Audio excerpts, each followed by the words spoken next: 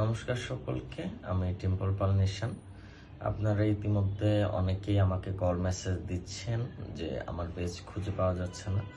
তো হ্যাকারদের রিপোর্টের কারণে, দীর্ঘদিন রিপোর্ট করার কারণে এবং ফ্যাক কপিরাইটের কারণে আমার পেজটি আপাতত বন্ধ আছে। তো খুব শীঘ্রই পেজ আসবে। তবে আমি ওই পেজ না আসলেও নতুন পেজ ক্রিয়েট করব সেম নামে, টিম্পল পাল নিশান অফিসিয়াল। বার্তাটি সবাই ছড়িয়ে দিবেন। আসলে আমাদের রাম সৈনিকদের কখনো আইডি বন্ধ করে অথবা রিপোর্ট দিয়ে থামানো যায় না। আমি জানি, অথবা এই জিনিসটা আমি এ পর্যন্ত অভিজ্ঞতা হয়েছে যে আমি যদি কোনো নতুন অ্যাকাউন্ট খুলি, ওইটা আপনারা লাইক কমেন্ট শেয়ার করে সবার মাঝে ছড়িয়ে দিতে দেরি করেন না।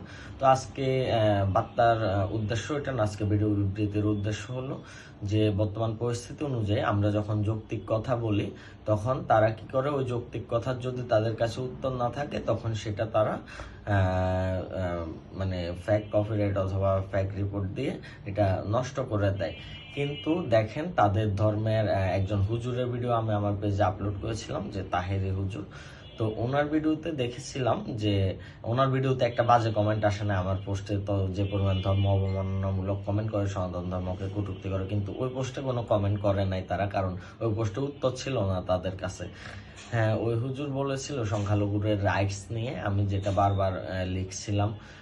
তো তাদের ধর্মে সংখ্যালঘুদের রাইটসটা কতটা গুরুত্বপূর্ণ সেটা বলেছিল, কিন্তু তারা তো প্রকৃত অর্থে মানে না।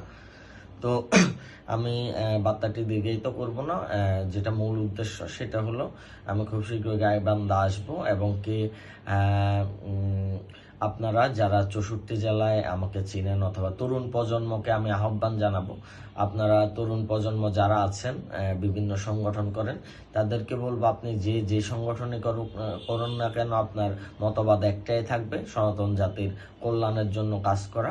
তো আমি তরুণ প্রজন্মকে আহ্বান করব, আসেন একযোগে আমরা সবাই যেন ঐক্যবদ্ধ হয়ে কাজ করি, যে সংগঠনে করি না কেন, যেন আমাদের ডাক একটা হয় আর এক জায়গায় উপস্থিত হইতে পারি। ওই রকমই, মানে আমরা এটা সোশ্যাল মিডিয়া, আমরা একটা জিনিস ক্রিয়েট করতে চাচ্ছি, যেটার জন্য আপনারা আমার সাথে যোগাযোগ করবেন হোয়াটসঅ্যাপে। 64 জেলা থেকে আমি প্রতি জেলা থেকে 2 জন করে প্রতিনিধি নিব। ওই 2 জন প্রতিনিধি পুরো জেলা কন্ট্রোল করবে। ওইভাবেই আমি এই জিনিসটা সাজাবো। তো বিষয়টা খুবই গুরুত্বপূর্ণ। আমি অলরেডি মোটামুটি 64 জেলা যাওয়ার পর আমার প্রতিনিধির অনেকজনই 64 জন সিলেক্ট করা শেষ। বর্তমানে র্যান্ডম ভাবে আর 64 জন নিব। তো সবাই একটু যোগাযোগ করবেন। আর যারা আছে আমাদের সিনিয়র লিডার, তাদের মধ্যে অনেক নিজেদের মধ্যে ঝামেলার কারণে তারা ঐক্যবদ্ধ হচ্ছে না। তো তাদেরকে ঐক্যবদ্ধ করার জন্য আমাদের করণীয় কি, সে বিষয়ে আপনাদের পরামর্শ চাই। তো আসলে ঐক্যবদ্ধ হওয়া ছাড়া আমাদের এইসব বিষয়ে কাজ করা খুবই কষ্টদায়ক হচ্ছে। আমরা যদি সবাই একসাথে আওয়াজ তুলি, তখন আমাদের সনাতনীদের কল্যাণ খুবই ভালোভাবে হবে, আমি এটা মনে করি। তো সবাই বার্তাটি দ্রুত ছড়িয়ে দিবেন, যেহেতু আমার পেজ নেই।